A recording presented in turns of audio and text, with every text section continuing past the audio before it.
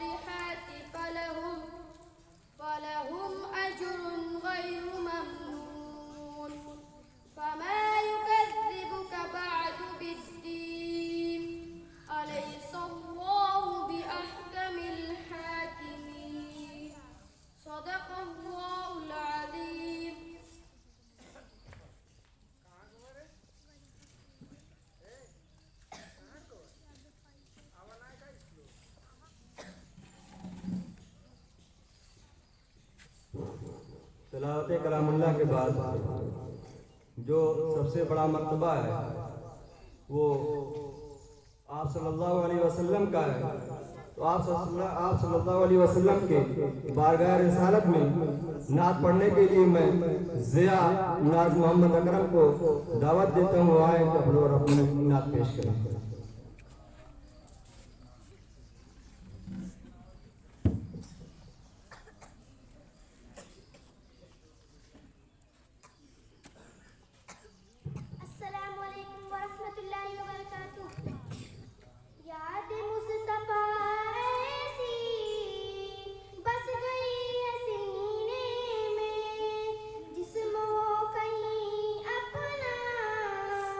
जान है मदीने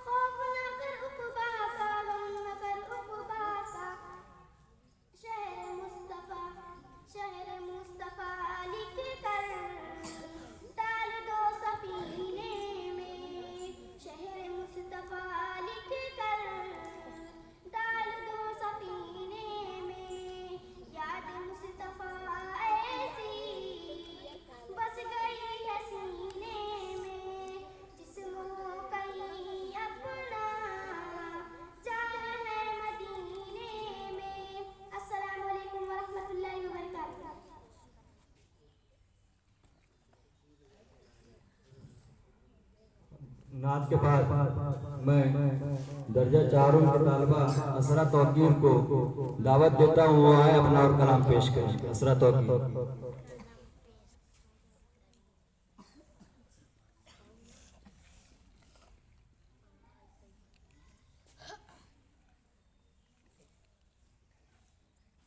अस्सलामुअलैकुम वरहमतुल्लाहि वबरकातुहू। अलविदा अलविदा अलविदा अलविदा, वक्त रूह से हुआ कह रही है फिजा, दोस्तों अलविदा अलविदा अलविदा, वक्त रूह से हुआ कह रही है फिजा, दोस्तों अलविदा अलविदा अलविदा। छा रही है घटा आ रही है सदा, दोस्तों अलविदा अलविदा अलविदा। एक मुसीबत का आलिम है दिल में मगर, रो रही है मुसलसल मेरी चश्मोतर। एक मुसीबत का आलिम है दिल में मगर, रो रही है मुसलसल मेरी चश्मोतर। वक्त रुखसत जो था सर पे वो आ गया, दोस्तों अलविदा अलविदा अलविदा।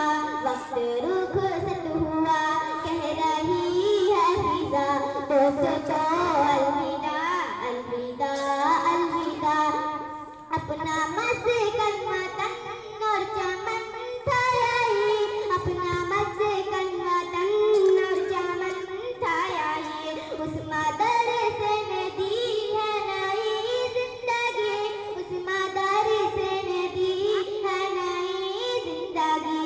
उस मदरसे से हमको है इज्जत मिली, उस मदरसे से हमको है इज्जत मिली। इल्म के नूर से दिल हुआ पुरज़िया, दोस्तों अलविदा अलविदा अलविदा। वक्त रुखसत हुआ कह रही है फिजा, दोस्तों अलविदा अलविदा अलविदा। अपने उस्ताद आलिम है आमिल है सब, अपने उस्ताद आलिम है आमिल है सब। इल्म तक़वा में ये सारे कामिल है सब, इल्म तक़वा में ये सारे कामिल है सब। जा रहे हैं सभी लेके उनकी दुआ, जा रहे हैं सभी लेके उनकी दुआ, जा रहे हैं सभी लेके उनकी दुआ।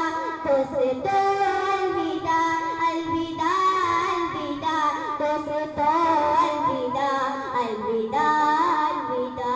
वक्त रुखसत हुआ कह रही है फिजा, दोस्तों अलविदा अलविदा अलविदा। छा रही है घटा आ रही है सदा, दोस्तों अलविदा अलविदा अलविदा।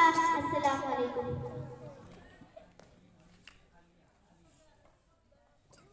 माशाअल्लाह असरा तौकीर ने अलविदाई जो तराना पेश किया है, तो दर्जा पंजुम के लिए है, जो इस साल फारिग हो जाएंगे। अब इसके बाद मदरसे के ताल्लुक से कुछ बातें करने के लिए मैं हाफिज मोहम्मद आतिफ साहब को दावत देता हूँ, आए और अपनी बात पेश करें।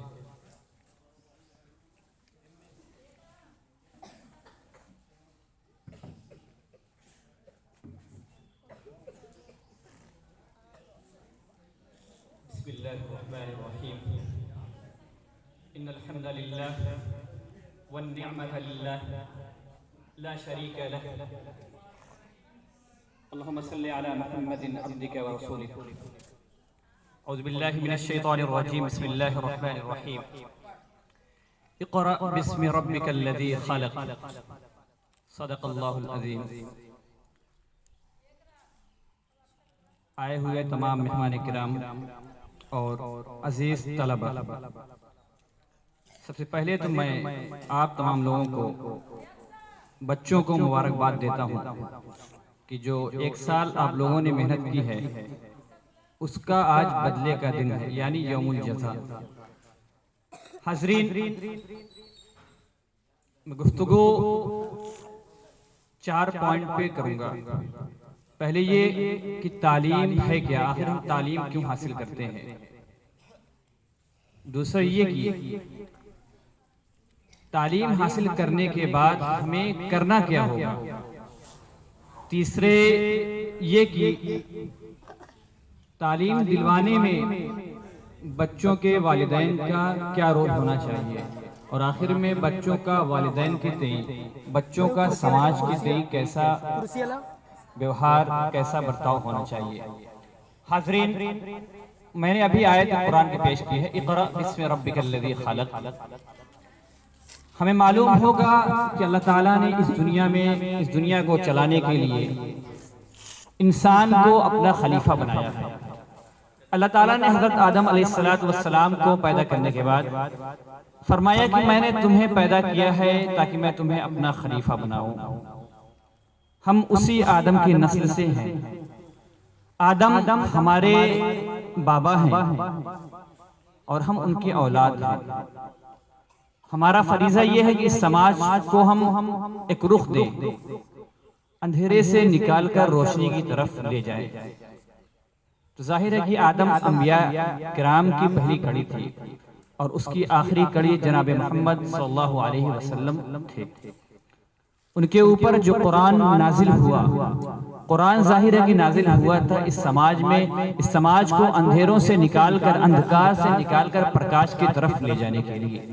उस कुरान की पहली आयत, पहला लफ्ज है इक़रा, पढ़ो, जानो उस रब, जानो उस रब की कायनात कि वो रब ये कायनात क्यों बनाया है।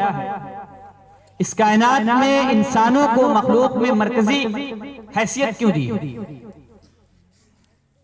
बिस्मि रब्बिकल्लज़ी खलक़, जिसने तुम्हें पैदा किया। जिस कौम का आगाज लफ्ज़ इक़रा से हुआ है, हम सुनते हैं बारहा, वो कौम आज तालीम में बहुत पीछे जा चुकी है। हमें अंदाजा होगा कि हुजूर के जमाने में हुजूर के इल्म को सबसे ज्यादा पहुंचाने वाली, हुजूर के इल्म को सबसे ज्यादा बढ़ाने वाली अम्मी आयशा रज़ियल्लाहु ताला अन्हा है। आखिर क्या वजह है कि आज हमारे समाज में, अव्वल तो ये कि अपना समाज तालीम में बहुत पीछे है। दोम ये कि जो भी है उसमें औरतें और, जबकि हुजूर के जमाने में अम्मी आयशा सबसे ज्यादा इल्म वाली थी, मतलब हुजूर की बातों को पहुंचाने वाली।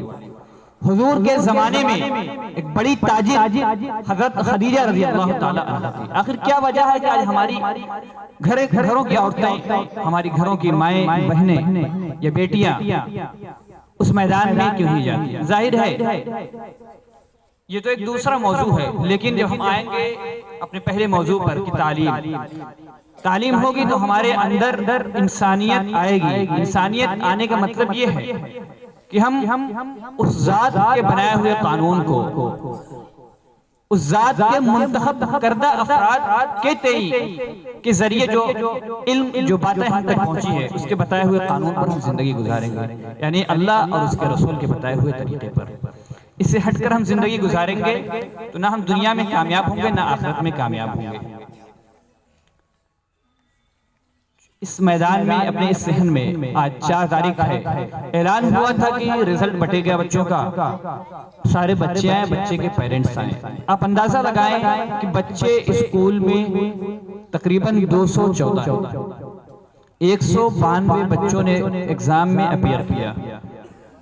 अगर 50% भी बच्चों के पेरेंट्स आते तो हम ये समझते हैं कि शायद तालीम के ताल्लुक से कुछ बेदारी आई, लेकिन आपको अंदाजा होगा ये तादाद शायद 25% से भी कम है। हम अंदाजा लगाए हम इस वक्त पे खड़े हैं, क्या हम उस अल्लाह के बताए हुए तरीके पर, उस अल्लाह के रसूल के बताए हुए तरीके पर गामजन है, जिन्होंने कहा था कि तलबुल इल्म फरीज़तुन अला कुल्ली मुस्लिम, इल्म हासिल करना फर्ज है तमाम के तमाम मुसलमानों पर। इसका मतलब यह है कि हम अल्लाह और उसके रसूल के बताए हुए तरीके पर गामजन नहीं हैं। आखिर समाज में बदलाव आएगा कैसे?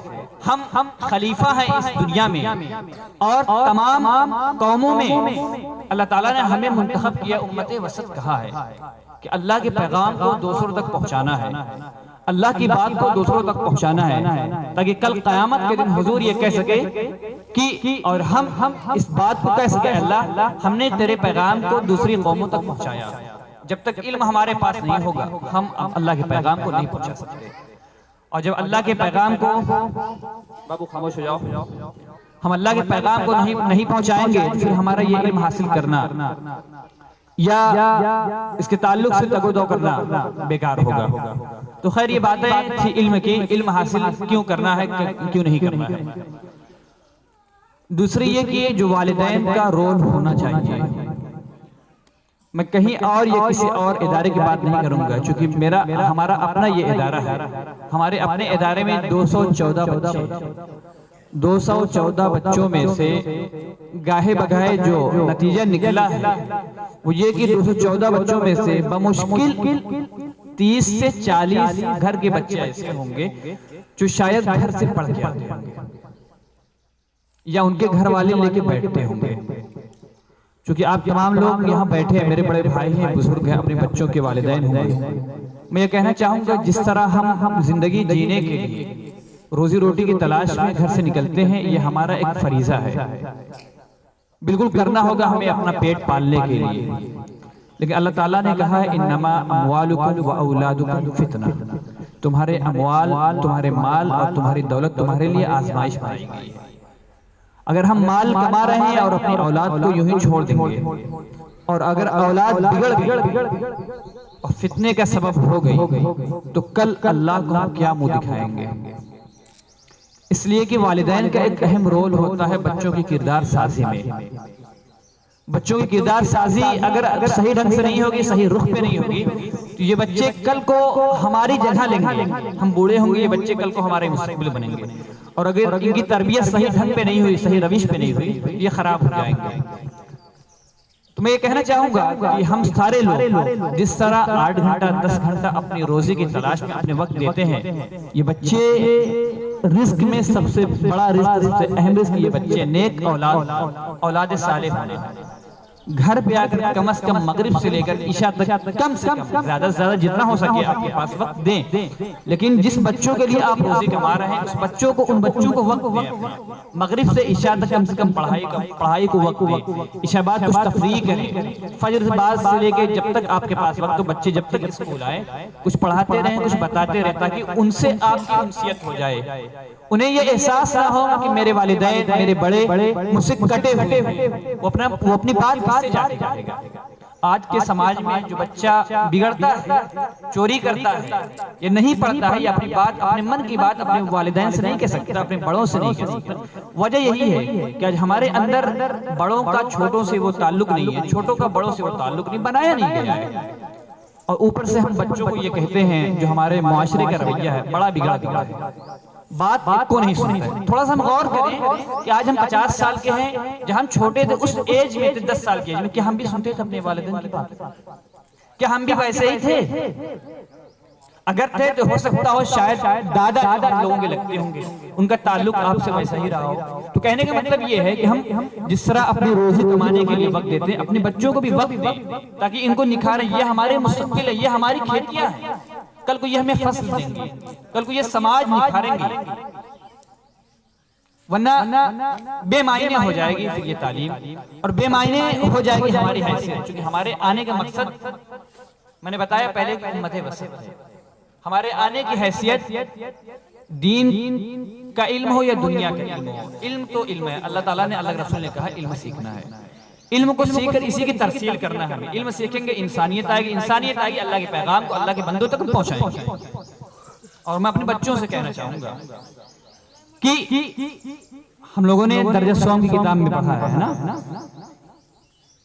प्यारे नबी की प्यारी बातों में कि बड़ों का अदब, छोटों से प्यार, जो ऐसा ना करे वो हम में से नहीं। माँ बाप की नाराजगी, माँ बाप की खुशी से अल्लाह खुश होता है और माँ बाप की नाराजगी से अल्लाह नाराज होता है। मैं अपने तमाम बच्चों से कहना चाहूंगा कि सबसे पहले आप अपने अम्मी और अब्बू की बात माने। अम्मी और अब्बू को खुश करने के लिए सारे काम करें। अम्मी अब्बू की बात मानेंगे तो अल्लाह पाक खुश होंगे, अम्मी अब्बू की बात नहीं मानेंगे तो अल्लाह पाक नाराज होंगे। उसके बाद आपके घर में, आपके मोहल्ले में, जहाँ कहीं भी आप पढ़ रहे हैं, आपसे जो बड़ा है उनका अदब करें।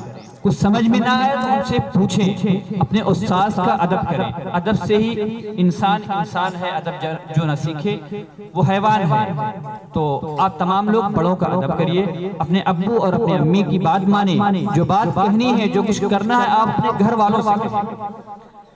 पढ़ने में कुछ दुश्वारियां आ रही हैं, कापी नहीं है, कलम नहीं है, ड्रेस नहीं है, जूते नहीं है, या इसके अलावा कुछ और परेशानी है, तो आप अपने बड़ों से कहिए, अपने माँ बाप से कहिए, अपने मोहल्ले में कहिए। अगर कोई बड़ा है तो अगर कोई समस्या है, कोई मसाइल हैं, तो वो दूर करेंगे।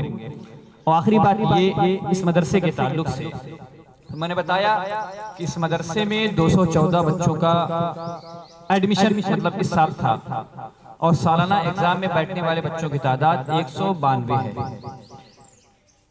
जिसमें दर्जा हिफ्ज़ के भी बच्चे हैं। और आपको ये जानकर खुशी होगी कि हम यानी इस मदरसे, ये मदरसा 43 नादार बच्चों की किफ़ालत खुद करता है, जिसका इंतजाम हम और आप ही करते हैं, कोई और नहीं करता है। क्योंकि ये मदरसा अपने आसपास के गांव में एक सेंट्रल हैसियत रखता है, एक मरकजी हैसियत रखता है। हम जानते हैं कि मिर्जापुर के बगल में रेवरा है, और बिहार है, चकिया है, खैरुद्दीनपुर है, मिर्जापुर है, जो खपड़ा गांव है। यहाँ इन तमाम गांव के बच्चे हमारे स्कूल में आते हैं। एक मरकजी हैसियत है। पिछले 4 साल से हम तमाम गाँव वालों तमाम लोगों की यही कोशिश है कि कैसे तालीम को बेहतर से बेहतर बनाया जाए। पिछले 4 साल से हम लोगों ने डोर टू डोर कैंपेन करके ये नतीजा निकाला है कि कुछ घरों में तालीम के ताल्लुक से बेदारी है, कुछ घरों में मसाइल है, कुछ घरों में कुछ और वजूहात है जो यहाँ कहना दुरुस्त नहीं है। मेरे कहने का मतलब इतना है, डॉक्टर अंबेडकर का एक मुझे कौल याद आता है। उन्होंने कहा था कि शिक्षा शेरनी का एक दूध, जो जितना पिएगा उतना ही दहाड़ेगा। तो भूखे रहे हैं, लेकिन अपने बच्चों को हमें तालीम दिलवाना है, चाहे कैसे भी करके तालीम दिलवाना है। और इस मदरसे की इंतजामिया लगातार ये कोशिश कर रही है, चाहे वो बिल्डिंग के ताल्लुक से हो, चाहे तालीम के ताल्लुक से हो, चाहे रहन सहन के मेयार के ताल्लुक से हो, चाहे समाजी ताल्लुक से हो, कोई भी काम हो, लगातार ये कोशिश कर रही है कि ये बच्चों के अंदर अपलिफ्टमेंट आए, बच्चों के अंदर तरक्की और ताकि ये बच्चे किसी से अपने को कम न समझें, अपने आप का अपना वजूद मनवाएं। और जगहों के जो बच्चे हैं, इस मदरसे की खुसूसियत या बुनियादी जो मकसद है, जाहिर है कि 200 बच्चों में सारे आलिम, फाजिल या डॉक्टर या इंजीनियर नहीं बन सकते, लेकिन सारे बच्चों का एक अच्छा इंसान बनना फर्ज है। एक अच्छा इंसान बनकर जिंदगी गुजारना ये जरूरी है। तो बुनियादी मतलब जो प्राइमरी लेवल तक इस मदरसे का है वो ये है कि हम सारे बच्चों को एक अच्छा इंसान बनाएं, इस्लाम की वो बुनियादी तालीमात दें कि जो हालात चाहे जैसे भी आए, हमारे ये बच्चे अपने ईमान और अपने इस्लाम का सौदा ना करें, चाहे दुनिया के ताल्लुक से कोई काम हो, चाहे अपने अल्लाह उसके रसूल के ताल्लुक से कोई काम हो, ये पीछे ना। इसका मकसद यही है। तो कहना ये चाहूंगा कि चूंकि तादाद तो 214 की है ही, कल 4 मार्च से इसकी तारीख सारी तफसील दाखिले वगैरह की मौलवी आसिफ साहब बताएंगे। सारे बच्चों का आप एडमिशन करवाएं, और कुछ कमियां या कोताहियां हो तो मदरसे की इंतजामिया को आगाह करते रहें, ताकि हम इसको बेहतर से बेहतर करते रहें, इसको और आगे ले जाएं और बेहतर से बेहतर बनाने की हम कोशिश करें। और कोशिश रहेगी इंशाअल्लाह कि ये बेहतर होता रहेगा अगर हम तमाम लोगों का साथ रहेगा, आप तमाम लोगों का साथ रहेगा और सारे लोगों की दुआएं रहेंगी। ये मदरसा भी आगे बढ़ता रहेगा, इस मदरसे में पढ़ने वाले बच्चे भी इंशाअल्लाह आगे जाएंगे और समाज में अपना नाम रोशन करेंगे, अपने गांव वालों का नाम रोशन करेंगे और एक अच्छा मुसलमान बनकर जिंदगी गुजारेंगे, जैसा मुसलमान होना चाहिए, जिसे देखकर ये गैरों को लगे कि हाँ वाकई यही इस्लाम है। जो हम इस्लाम से आए प्रोपेगेंडे के तहत, वो इस्लाम नहीं है, बल्कि ये इस्लाम जो ये बच्चे दिख रहे हैं। अल्लाह ताला हमें कहने सुनने से ज्यादा अमल की तौफीक अता फरमाए। व आखिरु दावाना अल्हम्दुलिल्लाह।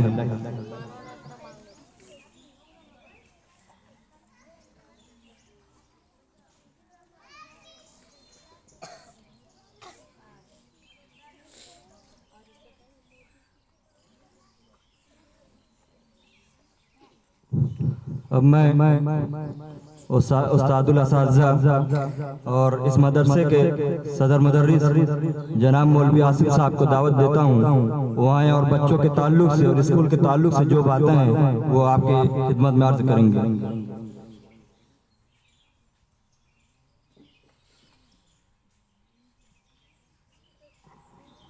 अस्सलामु अलैकुम रहमतुल्लाहि व बरकातुहू। अल्हम्दुलिल्लाहि व कफ़ा व सलामुन अला इबादिहिल लज़ीना इस्तफ़ा, अम्मा बाद। मोहतरम हज़रात, ये बच्चों के लिहाज से बड़ी खुशी का मौका है और उनके सरपरस्तों के लिए भी खुशी का मौका है, हम लोगों के लिए भी खुशी का मौका है। लेकिन मुझे अफसोस हो रहा है ये देख करके कि जिस जोशो खरोश का इजहार सरपरस्त हजरात की तरफ से होना चाहिए था वो नहीं। अभी एक मिसाल में देता हूँ। बड़ी जहालत का दौर माना जाता है अल्लाह के रसूल सल्लल्लाहु अलैहि वसल्लम से पहले के मक्के का दौर का। उस दौर में जब अल्लाह के रसूल सल्लल्लाहु अलैहि वसल्लम को हुक्म हुआ कि आप अपनी कौम को दीन की तरफ बुलाइए, तो आप कोहे सफा पर चढ़े और चढ़ करके आपने पुकारा कुरैश वालों को। तो पूरा कुरैश, पूरा मक्का उमड़ पड़ा कि कुछ जरूरी बात कही जाएगी। आप कोहे सफा पे चढ़ गए और वहां से आपने पूछा कुरैश वालों से, क्या है कुरैश वालों, मैं इस पहाड़ी पे हूँ, मैं पीछे भी देख रहा हूँ और आगे भी देख रहा हूँ। अगर मैं कहूँ कि इस पहाड़ के पीछे एक लश्कर है जो आप पर हमला करने वाला है, तो क्या तुम यकीन कर लोगे? तो उन लोगों ने कहा कि बेशक हम यकीन कर लेंगे, क्योंकि आप सादिक हैं, आप अमीन हैं। तो आपने फरमाया, फिर बड़ी लंबी बात है कि ये एक वक्त आने वाला है जब हम मरने के बाद अल्लाह ताला के सामने हाजिर होंगे, अपने कामों का हिसाब देंगे। अच्छे कामों के बदले जन्नत मिलेगी, खराब काम करेंगे तो सजा मिलेगा कि दोज़ख में डाले जाएंगे। वो दौर, और फिर आपने 13 साल मक्के में और 10 साल मदीने में गुजारा और तारीख बदल दी आपने। पूरी दुनिया में इस्लाम फैल गया और इस तेजी से फैला कि एक वक्त ऐसा आया कि कहते हैं एक एक दिन में हजार हजार मुरब्बा किलोमीटर से ज्यादा रकबा फैल रहा था इस्लामी सल्तनत। इस तेजी से फैला और उसके बाद हालत ये हुई कि कुछ मुसलमानों के काफिले स्पेन की तरफ रवाना हुए, कुछ हिंदुस्तान की तरफ आए और जहां कुछ भी नहीं थे वहां हुकूमत कायम कर। हिंदुस्तान में आए तो हम कुछ नहीं थे और हुकूमत हो गई। वो दौर है और आज का दौर। हिंदुस्तान में अगर मर्दमशुमारी ईमानदारी से हो जाए तो मेरे देखने में कम से कम 35 करोड़ से 40 करोड़ तक मुसलमान हैं। यहाँ की हुकूमत ये चिल्ला रही है कि इनकी आबादी बड़ी तेजी से बढ़ रही है। यही हाल रहा तो मुसलमानों की तादाद ज्यादा हो जाएगी, लेकिन साफ ऐलान भी नहीं किया जा रहा है कि आबादी कितनी है। बस ऐसा ही 14 करोड़, 20 करोड़, 25 करोड़ यही कहा जा रहा है। हमें रोना किसी से नहीं, हमें अपने अमल पे गौर करना। अल्लाह के रसूल सल्लल्लाहु अलैहि वसल्लम ने फरमाया कि एक वक्त आएगा कि जब तुम गुमराह होगे तो तुम पर जालिम और जाबिर हुक्मरान मुसल्लत कर दिए जाएंगे। तो तुम उनको बुरा ना कहो, अपने अमल पे गौर करो। हुकूमत हमारी विरासत है। अगर एक बाप के कई बेटे हों, उनमें जो लायक हो तो बाप उसी को अपना सरदार बनाएगा। अपना जानशीन मुकर्रर करे, उसी को घर का मालिक बनाएगा। तो अल्लाह ताला के यहाँ ये नाइंसाफी नहीं होगी कि हम उस काबिल हों और हमें सरदारी न मिले। आप हजरत गौर करें कि अगर एक फौज है वो तनख्वाह ले रही है और तनख्वाह लेने के बाद जो उसका फर्ज है ना वो सरहद की निगरानी कर रही है ना मुल्क में अमन व अमान बाकी रख रही है, तो क्या ऐसी फौज को बाकी रखा जाएगा? हम अपने पे गौर करें कि अभी टूर्नामेंट का ऐलान होगा तो भीड़ लग जाएगी, पूरी रात आप जगेंगे, मुशायरा होता है तो कहां से कहां कौरागहनी पहुंच जाएंगे। 50 लाख का तो साल भर में सिर्फ तेल बर्बाद होता है आने जाने में गाड़ी का मुशायरे में। क्यों हम ये उम्मीद रखते हैं कि अल्लाह ताला हमें सरफराजी देगा? क्यों ये उम्मीद रखते हैं कि हम दुनिया में हमारा नाम रोशन हो? ना हम इल्म में आगे, ना हम ईमानदारी में आगे।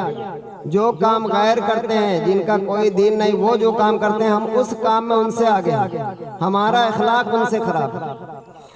किस चीज का इनाम है?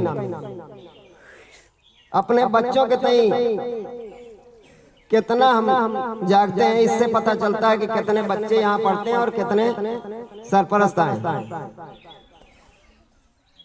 मोहतरम हज़रात, बड़े दुख के साथ मैं ये कह रहा हूँ कि जब हम ये उम्मीद कैसे हम ये रख सकते हैं? जरा सोचें, गौर करें। नतीजा क्यों करो अच्छा ना हो जब तक अमल अच्छा नहीं बोया है तुम अच्छा, तो कब पाओगे फल अच्छा? करो मत आजकल हजरत, करो मत आजकल हजरत, बुराई को अभी छोड़ो। नहीं जो काम आज अच्छा ना वो आज अच्छा न कल अच्छा। बुरे कर्तव्य करने और तवक्का नेक ना मिला। दिमाग अच्छा संवारो तुम, नहीं है ये खलल अच्छा। मोहतरम हज़रात, ये आज बच्चों के साल भर की पढ़ाई के नतीजे का दिन है। कितनी खुशी होती है इन बच्चों को, उनके सरपरस्त मौजूद रहते हैं। इनसे हर दिन कहा गया है, जब जिस दिन भी इम्तिहान दे करके जा रहे हैं उनसे कहा जा रहा है कि सरपरस्त को लेके आओगे तभी रिजल्ट दिया जाएगा, और साथ में बच्चों को भी आना है तभी रिजल्ट दिया जाएगा। लेकिन ये या तो बच्चे हैं या सरपरस्त हैं। कुछ लोग हैं जो आए हैं। कहने का मतलब ये है कि जरा सा अपने बच्चों की भलाई के लिए, इसमें आपका भी भला है और बच्चों का भी भला है और हमारी भी इसमें हौसला अफजाई होती है। इंतजामिया भी जब देखती है भीड़ तो इनको भी जोश मिलता है कि गांव वाले हमारी मदद कर रहे हैं, हमारे साथ आ रहे हैं, हमारे कहने पर वो लब्बैक कह रहे हैं, तो इनको भी जोश होगा। जरा सोचें, 6 असातिज़ा का स्टाफ है और एक सफाई करने वाले भी। मेरे देखने में कम से कम 7-8 लाख रुपया से कम का खर्च नहीं होता साल भर। ये सब कैसे होगा? आप ही लोग जब मदद करेंगे तो ये दीन का काम है, इसमें हाथ बटाएंगे तो इंशाअल्लाह ताला गांव का भला होगा, आसपास के गांव का भला होगा। बच्चे ये पढ़ेंगे, आगे बढ़ेंगे तो आपके लिए आखिरत का तोशा बनेंगे। वरना जो आज कौम का जो हाल है वो दिन दूर नहीं है। अल्लाह के रसूल सल्लल्लाहु अलैहि वसल्लम की हदीस के पूरा होने का दिन क्या है? ऐसा वक्त आन पहुंचा, यहाँ तो फिजा बन रही है इस तरह कि हर तरफ से लोग टूट पड़े और आपको भागने का रास्ता न मिले। क्यों हम ये नहीं सोचते हैं बर्मा वाला हाल यहाँ नहीं हो सकता है? ये हो सकता है। मोहतरम हज़रात, तवज्जो दें अपने बच्चों के लिए। कितने लोगों को फ़ोन कर करके बुलाया गया, नहीं आए लोग जब बच्चों की पढ़ाई का मसला था, आते ही नहीं हैं। इससे अब बताइए, उनको लिख के डायरी पे दिया गया तो भी कोई तवज्जो नहीं। आप लोग आते अगर बार बार तो हम लोगों को भी ना जो वो बेफिक्री होती वो ख़त्म होती, और ये लगता है कि यार सरपरस्त इनके जाग रहे हैं, आएंगे हमसे जवाब तलब करें, तो हम भी जागते हैं। बहरहाल बात बहुत लंबी हो गई है, मैं मुख्तसरन अब चाहूँगा कि ऐलान करूँ उन बच्चों का। बहुत ही मुबारकबाद के मुस्तहिक हैं वो लोग जिनके बच्चे माशाअल्लाह अच्छा नंबर लाए हैं, और पहले उन्हीं लोगों को के नाम का ऐलान होगा और इन्हीं लोगों को इनाम दिया जाएगा। तो अब मैं यहीं पे अपनी बात ख़त्म करता हूँ। आप आगे इंशाअल्लाह ताला रिजल्ट का जो नतीजा जो है बच्चों का, उसके हिसाब से इनामात दिए जाएंगे। और इनामात के लिए ये फर्स्ट और सेकंड और थर्ड, और पूरे मदरसे में 3 पोजीशन फर्स्ट और सेकंड और थर्ड की। उसके अलावा किन बच्चों की सबसे बेहतरीन हाजिरी रही है पूरे साल में, वो भी आपके सामने आएगा। ठीक है, इसी पे मैं अपनी बात खत्म करता हूँ। आखिर दावाना अल्हम्दुलिल्लाह।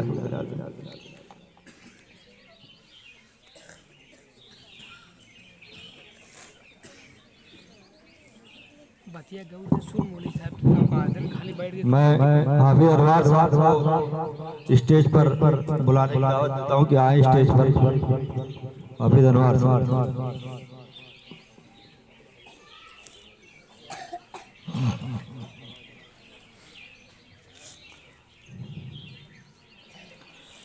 सबसे पहले दर्जा पंजुम में जो बच्चा तीसरी पोजीशन पर है, मोहम्मद आतिफ मोहम्मद जकरिया, गंडवा मुस्तफाबाद, दर्जा पंजुम।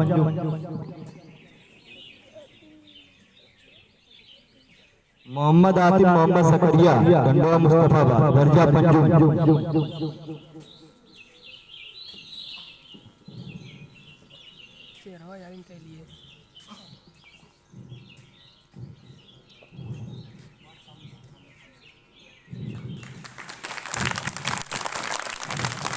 माशाअल्लाह ये अपनी क्लास में तीसरी पोजीशन पर है। उसके बाद दर्जा चारों में जो तीसरी पोजीशन पर है, मारूश वसीम, दर्जा चारों, उनका ताल्लुक मिर्जापुर से है। मारूश वसीम।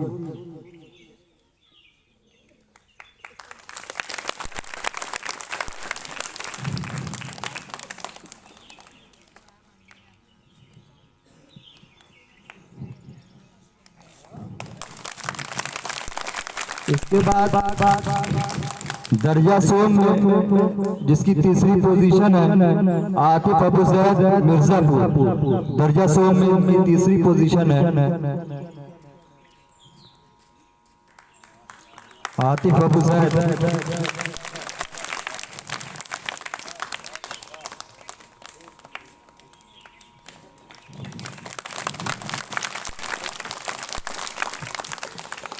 इसके बाद दर्जा 2 में जिसकी तीसरी पोजीशन है, इनाया जमशेद मिर्जापुर, दर्जा 2 में उनकी तीसरी पोजीशन है, इनाया जमशेद।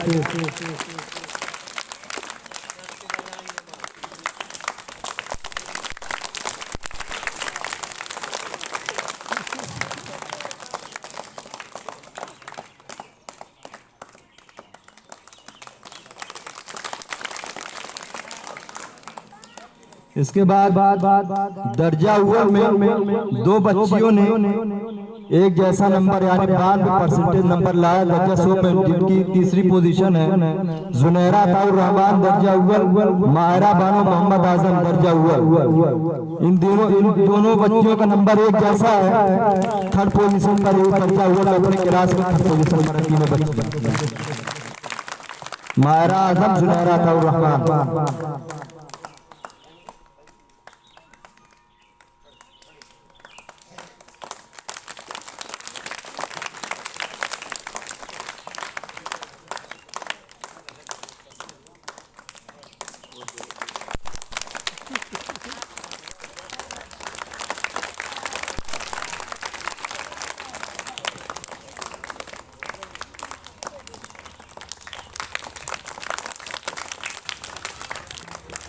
इसके बाद दर्जा अतफाल में जिसकी तीसरी पोजीशन है, अक्सा साकिब मिर्जापुर, इनकी दर्जा अतफाल में तीसरी पोजीशन है, अक्सा साकिब।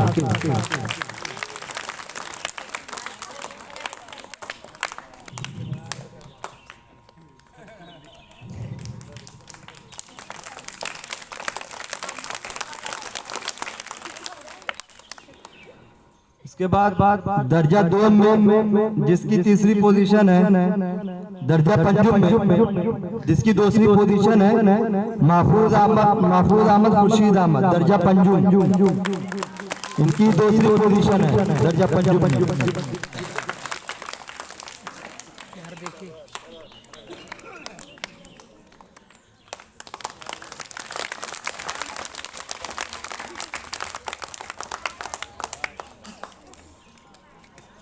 दर्जा 4 में जिसकी दूसरी पोजीशन है मोहम्मद वासिफ शफीक अहमद, इनकी दर्जा 4 में दूसरी पोजीशन है।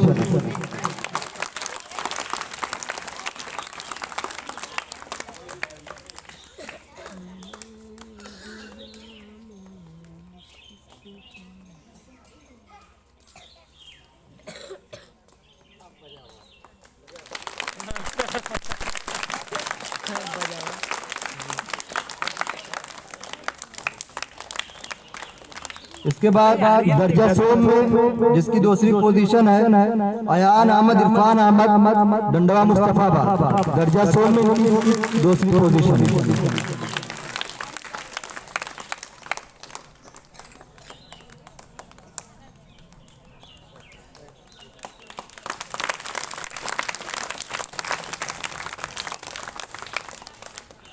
दर्जा 2 में जिसकी दूसरी पोजीशन है आलिया बानो अली मोहम्मद, इनकी दर्जा 2 में दूसरी पोजीशन है आलिया बानो अली मोहम्मद।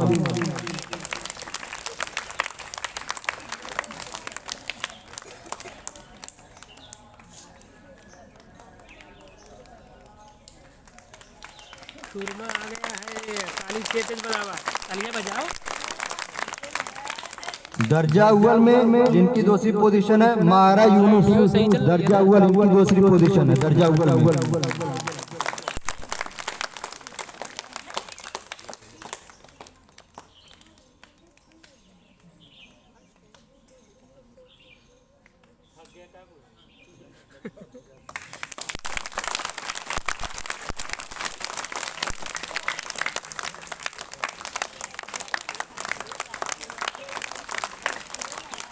दर्जा अतफाल में जिनकी दूसरी पोजीशन है इंजमाम अहमद मोहम्मद अकरम, इनकी दर्जा अतफाल में दूसरी पोजीशन है इंजमाम मोहम्मद अकरम।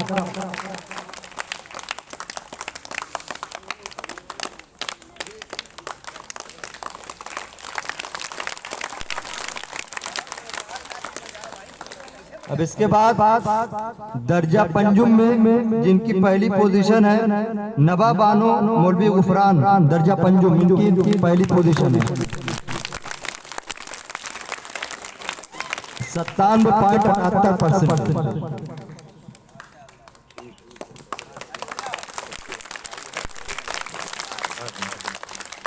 इसके बाद दर्जा 4 में जिनकी पहली पोजीशन है ज़िया बानो मोहम्मद अकरम, दर्जा 4 में इनकी पहली पोजीशन है।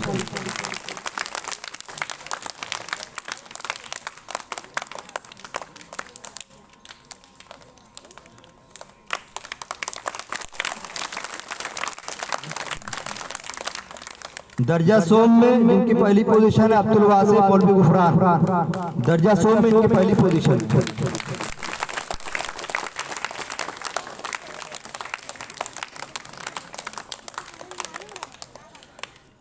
दर्जा 2 में जिनकी पहली पोजीशन है हुमैरा बानो अबू सुफियान, दर्जा 2 में इनकी पहली पोजीशन है। शायद कि ये बच्ची नहीं आई है, ये तबीयत ज्यादा खराब है, हुमैरा बानो अबू सुफियान। दर्जा अव्वल में जिनकी पहली पोजीशन है तफहीम गजल मौलवी गुफरान, दर्जा अव्वल में इनकी पहली पोजीशन है।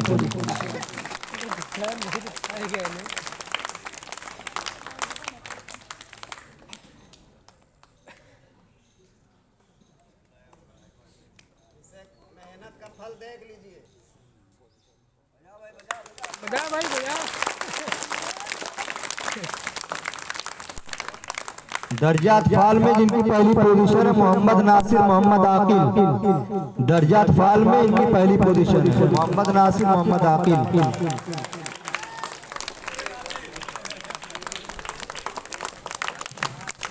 वाहिद अतफाल में वैसा बच्चा है जिसके घर से शिकायत आती कि उस्तादों ने काम क्यों नहीं दिया, वाहिद ऐसा बच्चा ये है। आप देख लीजिए कितनी मेहनत घर वाले करते हैं। इसके बाद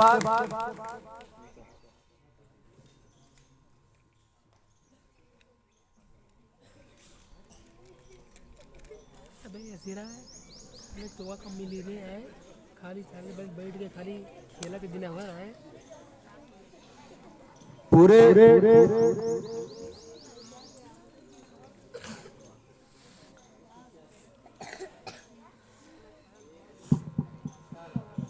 अब ये हाजिरी फीसद का जो इनाम है तो नबा बानो मौलवी गुफरान साहब 181 दिन में एक दिन सिर्फ गैर हाजिरी है 181 दिन में एक दिन गैर हाजिरी है नबा बानो गुफरान।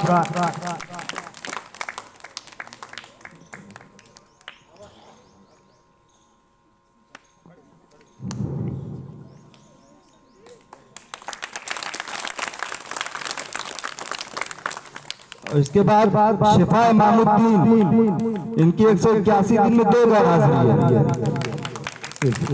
शिफा इमामुद्दीन।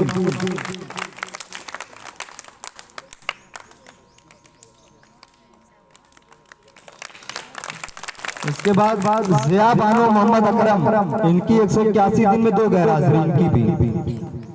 ये हमारी ये 3 बच्चियां हैं सबसे ज्यादा सबसे कम गैर हाजिरी है एक है बाकी 2 की 2 है।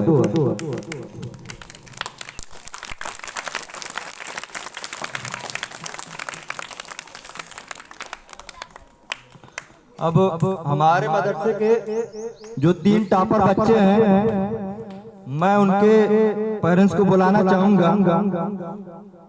सबसे पहले मैं मौलवी गुफरान साहब को बुलाना चाहूंगा वो आए।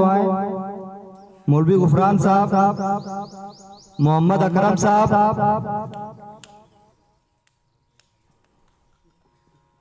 और एक अबू सुफियान साहब जो शायद नहीं आए या उनके घर से कोई है अबू सुफियान, उनकी बच्ची भी नहीं आई है उमैरा अबू सुफियान। ये 3 बच्चों के जो पेरेंट्स हैं इनको मुबारकबाद। इनकी बच्चियां जो है कि मदरसे में टॉपर पूरे मदरसे में। अब मैं सबसे पहले जो सबसे पहली पोजीशन पर टॉपर है नबा बानो मौलवी गुफरान, दूसरे नंबर पर जो है जिया बानो मोहम्मद अकरम, तीसरे नंबर पर है हुमैरा बानो अबू सुफियान। ये तीनों बच्चियां हमारे मदरसे की टॉपर हैं। इनके लिए जोरदार तालियां बजाई जाए। अल्हम्दुलिल्लाह इन तीनों का जो नंबर है नबा का 97% नंबर है, जिया का 93% 64 है और हुमैरा का 86% 33 है 86% तीनों बच्चियों का।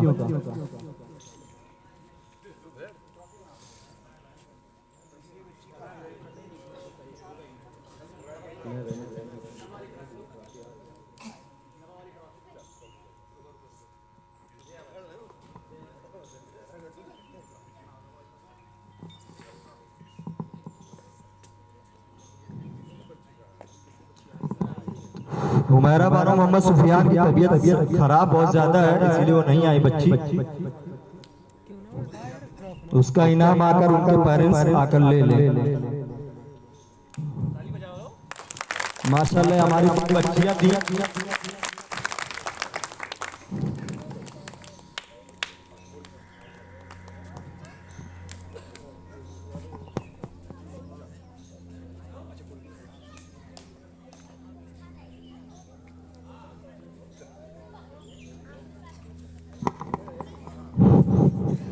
इनामात की तकरीब तो मुकम्मल हो चुकी है।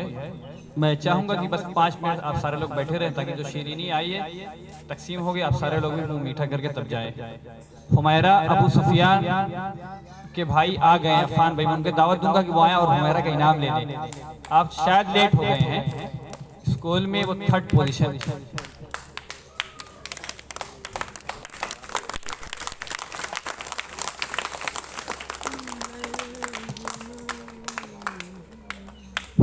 जिन बच्चों को रिजल्ट नहीं दिया गया है वो कल परसों और नरसों यानी 5, 6 और 7 तारीख को लोग आएंगे, रिजल्ट लेंगे अपना और साथ में दाखिला भी होगा। ठीक है, दाखिला फीस आ गया, ताली बजाओ यार। नहीं देना चाहें। दाखिला फीस 150 रुपया है, लेकिन दाखिला फीस जमा करना जरूरी नहीं, सिर्फ दाखिला होगा और रिजल्ट लेके अपना अपना चले जाएंगे। कल परसों नरसों 3 रोज दाखिला जारी रहेगा और साथ में रिजल्ट भी दिया जाएगा, ठीक है ना। कल परसों नरसों यानी 5, 6 और 7 ठीक।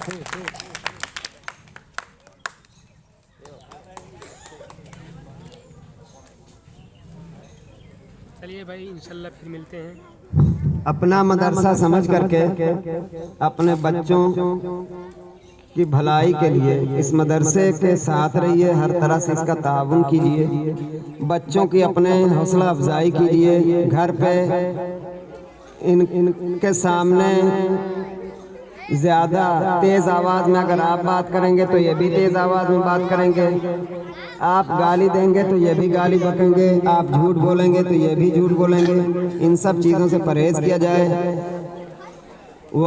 जो सरपरस्त हजरत आए यहाँ अपने बच्चों के लिए वक्त ज़्यादा से ज़्यादा दीजिए, ज़्यादा देर तक घर से बाहर न रहिए, सवेरे सो जाएं, उनको भी सवेरे सुलाएं और सुबह को सवेरे उनको भी जगाएं, खुद भी जागें, नमाज की हर दिन ताकीद करते रहें।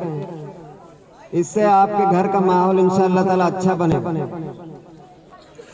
और उनकी हर तरह हौसला अफजाई कीजिए। अगर कोई चीज़ वो आपसे तलब कर रहे हैं, मांग रहे हैं, अगर आपके बस में है और ऐसी चीज़ है जो उनके लिए नुकसानदेह न हो तो वो उनको दीजिए।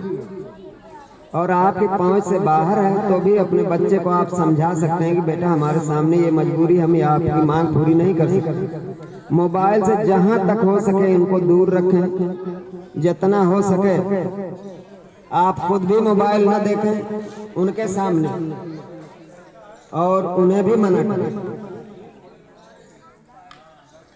तो ये सब जरूरी बातें हैं, उन्हें जहां तक हो सके घर में भी अपने चलो भाई चलते हैं।